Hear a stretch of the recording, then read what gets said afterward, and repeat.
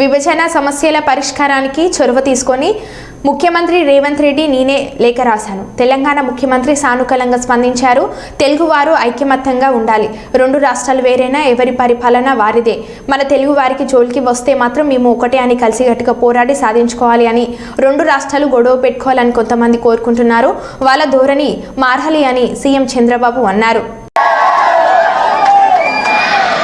రెండు రాష్ట్రాల మధ్య కొన్ని సమస్యలు ఉన్నాయి. ఈ సమస్యల్ని పరిష్కారం చేద్దాం. నేను వచ్చి మిమ్మల్ని కలుస్తానని నేనే చొరవ తీసుకున్నాను. దానికి తెలంగాణ ముఖ్యమంత్రి సానుకూలంగా స్పందించారు. అందుకు ఈ సభ ద్వారా కూడా మనస్ఫూర్తిగా ధన్యవాదాలు తెలియజేస్తున్నాను. తెలుగు జాతి ఒకటి. అన్నదమ్ములు విడిపోతాం. విడిపోతే చిన్న చిన్న సమస్యలు వస్తాయి, భావోద్వేగాలు ఉంటాయి. కానీ అది శాశ్వతంగా ఉండకూడదు. ఎప్పుడైనా అన్నదమ్ములు విడిపోయినా బయట వాళ్ళు మన మీదకి వస్తే మన ఇద్దరం ఒకటేనని చెప్పి నిరూపిస్తామా కాదా అని మిమ్మల్ని అడుగుతున్నా. ఆ ఐకమత్యం ఇక్కడ ఉండాల్సిన అవసరం ఉంది. మన జాతి ఒకటి, తెలుగు జాతి. మనం మాట్లాడే భాష ఒకటి, తెలుగు భాష. భాషను కాపాడుకోవాలి, జాతి ప్రయోజనాలు పరిరక్షించుకోవాలి. రెండు రాష్ట్రాలు కూడా బాగుపడాలి, ముందుకెళ్ళాలి. అదే తెలుగుదేశం పార్టీ ధ్యేయం కూడా. అవునా కాదా మీరే ఆలోచించుకోవాల్సిన అవసరం ఉంది.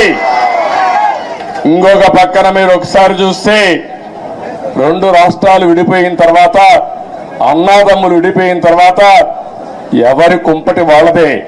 కష్టపడితే సుఖపడతారు, ఎక్కువ సంపాదించుకుంటే ఆనందంగా ఉంటారు. అయితే అదే సమయంలో ఏదైనా కలిసి పనిచేస్తే ఒక న్యూ ఎనర్జీ కూడా వస్తుంది. ఇద్దరు ఐకమత్యంగా ఉంటే ఐకమత్యం చాలా బలాన్ని ఇస్తుంది. ఒకప్పుడు 42 మంది ఎంపీలు ఉండేవాళ్ళు ఆంధ్ర రాష్ట్రంలో. దగ్గర ఒక 18 మందో 16 మందో రాజ్యసభ మెంబర్లు ఉండేవారు. ఇప్పుడు రెండు రాష్ట్రాలు విడిపోయిన తర్వాత తగ్గిపోయినాయి.